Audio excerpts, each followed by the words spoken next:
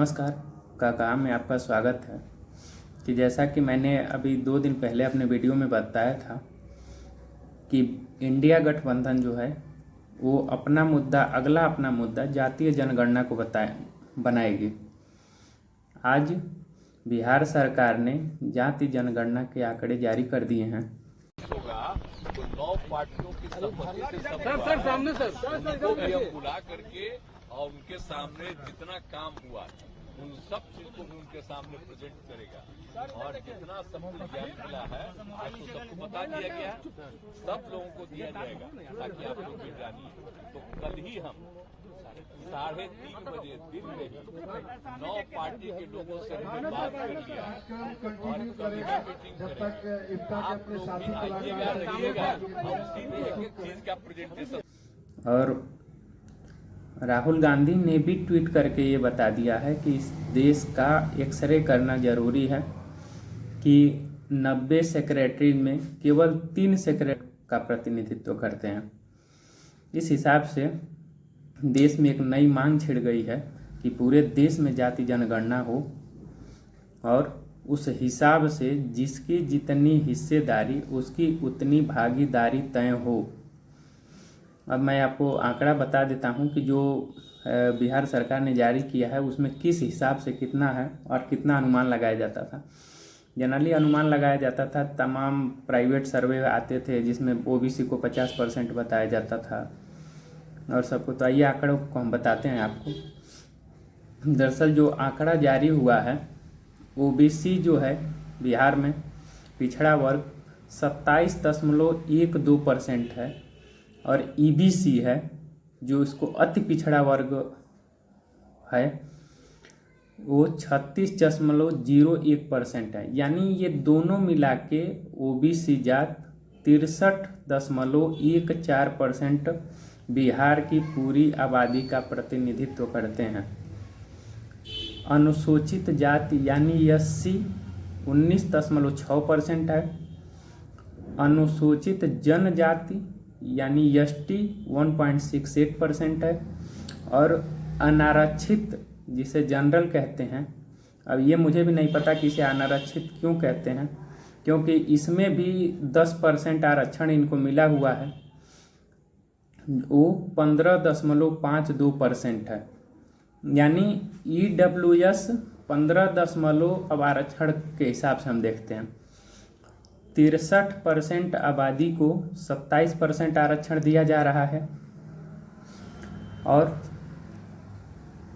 19.65% को 15%, 1.68 को 7.5% और 15.52% को 10%। टोटल मिला के हुए 59.50% अब ये कहाँ से सामाजिक न्याय हुआ? अब ये आपके यहाँ नेता आएंगे तो उनसे पूछिएगा।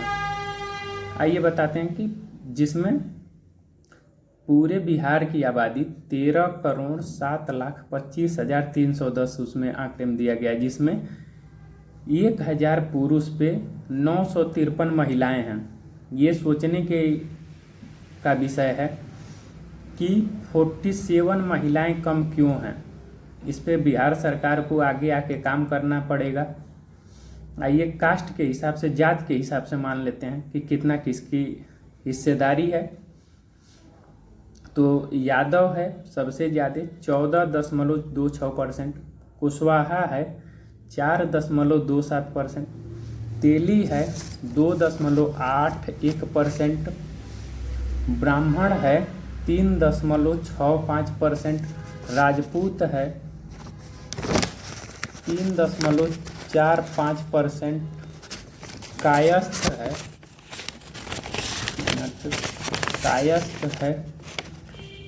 0.60%, कुर्मी है 2.87%, भूमिहार है 2.86%, धनुक है 2.13%, सुनार है 0.68%, कुम्हार है 1.04%, मुसहर है 3.08%, बढ़ई है 1.45%, नाई है 1.59%। अभी ये कुछ जातियों के आंकड़े हैं, बाकी आंकड़े आप उस साइट पे होगा, जाके देख लीजिएगा। और इन आंकड़ों में अगर कहीं और देखेंगे तो थोड़ा बहुत 0.01 का डिफरेंस होगा, क्योंकि वो राउंड ऑफ करके कुछ टीवी वाले चैनल वाले दिखा रहे हैं। मैंने 2 से 3 दशमलव के बाद 2 से 3 लिया है, जो 4 लिया होगा वो राउंड ऑफ करके कुछ और दिखाएगा, तो ये डिफरेंस हो सकते हैं। बात कर लेते हैं कि धर्म के आधार पे कितने हैं। तो धर्म के आधार पे हैं हिंदू 81.9% यानी 81.99%, मुस्लिम हैं 17.70% यानी 17.70%, क्रिश्चियंस हैं 0.05%, सिख हैं 0.01%, बुद्धिस्ट हैं 0.08% एंड अदर रिलीजन 0.12%। अब आप सोचिए कि इस हिसाब से कब किसकी हिस्सेदारी तय होगी। अभी कल ही ओल्ड पेंशन स्कीम को लेके रामलीला मैदान में पूरे देश के सरकारी कर्मचारी इकट्ठा हुए हैं। उनकी मांग ये है कि अगर एनपीएस है तो नेता एनपीएस क्यों नहीं ले रहे हैं। और नया आंकड़ा आने से ये पूरे देश में एक तरह से ये बिगुल फूकने जा रहा है। और विपक्ष की मांग ही यही है कि देश में जाति जनगणना हो, जिसकी जितनी हिस्सेदारी हो उतना उसकी भागीदारी हो। तेजस्वी यादव सबसे पहले मैं देश को और बिहार को, जनता को जो है धन्यवाद और बधाई देना चाहते हैं। साथ ही साथ आदरणीय लालू प्रसाद जी और आदरणीय मुख्यमंत्री नीतीश कुमार जी को बधाई देना चाहते हैं। हम लोगों की शुरू से ही ये मांग रही है, सड़क से संसद तक हम लोगों ने संघर्ष किया था।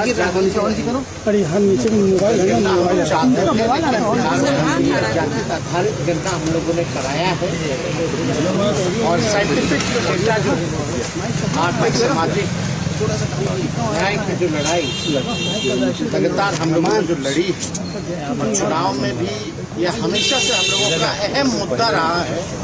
बेरोजगारी और जाति जनगणना सब लोग जानते हैं। आज जारी किया गया है आंकड़ा कास्ट बेस्ड सर्वे का। हम लोगों ने कम समय में सरकार बनने के बाद ही कम समय में हम लोगों ने जानकारी इकट्ठा भी की है और आज ऐतिहासिक दिन पर जो है ऐतिहासिक काम जो है हम लोगों ने किया है, जारी भी किया है। और आप सब लोग जानते होंगे कि कितने बार जो है अड़चने बाधाएं जो है पैदा करने की कोशिश की गई भाजपा द्वारा। यादव ने भी आके कहा और तेजस्वी यादव ने एक तरह से सांकेतिक रूप से जो कुछ दिन पहले ठाकुर नामक कुआं पे विवाद हुआ था, मनोज झा को अपने साथ लाके एक सांकेतिक रूप से वहाँ पे आनंद मोहन को संकेत दे दिया कि हम इनके बयान के साथ खड़े रहेंगे। और नीतीश कुमार ने भी कहा कि कौन कौन से आंकड़े पहले दिए जाते थे, अब सब आपके सामने हैं। इस पे बीजेपी का भी आया। गिरिराज सिंह ने कहा कि विपक्ष केवल भ्रम फैला रहा है। हम तो ये सोचते हैं कि कभी भी आंकड़े अगर जारी करे तो आर्थिक आंकड़े भी जारी कर दे बिहार सरकार, जिससे पता चले हर वर्ग को, हर धर्म को समाज में जीने का अधिकार के साथ साथ दवाई, पढ़ाई, सिंचाई का अधिकार मिले, जिस पे हिस्सेदारी के हिसाब से आरक्षण बटे। सरकारी नौकरियों में, शैक्षणिक संस्थानों में कौन लोग बैठे हैं, किसकी कितने पास नौकरियां हैं, कौन लोग जुगाड़ से गए हैं किसकी, ये भी आंकड़े आने चाहिए। लालू यादव जी ने 2015 में ही कहा था, उन्होंने ट्वीट करके, फिर 2017 में कि हम झुकने वाले नहीं हैं। सामाजिक न्याय तभी होगा जब जाति आरक्षण लागू होगा, जिसकी जितने हिस्सेदारी उसकी उतनी भागीदारी। इसमें अब बीजेपी भी फंसती नजर आ रही है, जिसने 63% आबादी को आरक्षण के हिसाब महिला आरक्षण में सीटें न देकर केवल महिलाओं को, कुछ महिलाओं को बांट दिया था। एक नया विपक्ष का एजेंडा आया है सामने, और महंगाई, बेरोजगारी इस मुद्दे पर तो मुखर रहेगी ही। और सबसे बड़ी अब ये बात होती है कि कांग्रेस का और विपक्षी दलों की जहाँ जहाँ सरकार है उसका अगला मूवमेंट क्या होता है। क्या तमिलनाडु, कर्नाटका, राजस्थान, फिर मध्य प्रदेश में अगर सरकार बनती है तो छत्तीसगढ़, इन सब जगहों पे ये आंकड़े जातिगत जनगणना के जारी होंगे। तो देखिए, अगर राहुल गांधी बोलें तो हो सकता है कि राजस्थान में सरकार बनने के बाद छत्तीसगढ़ और मध्य प्रदेश में आंकड़े जारी किए जाएं, या ऐलान कर दिया जाए कि मई से पहले या मार्च से पहले जाति जनगणना शुरू हो जाए, जिसके द्वारा इस देश में सामाजिक न्याय नीति लागू हो सके।